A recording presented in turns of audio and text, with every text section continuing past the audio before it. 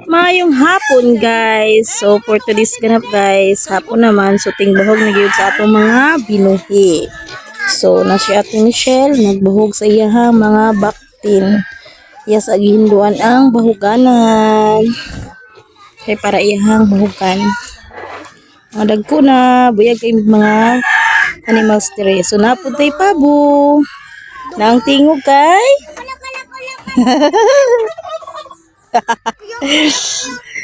dayon nami mga dagko kay nga mga anay diri buyag. Mga baktin o ganay. Mga dagko kay mga buyag. Dayon namahud ko dayon ako ang manong sa iyahang mga binuhing manok. Daghang kisag binuhing nga manok guys. So ingani ang routine basta hapon na tingbahog sa mga manana.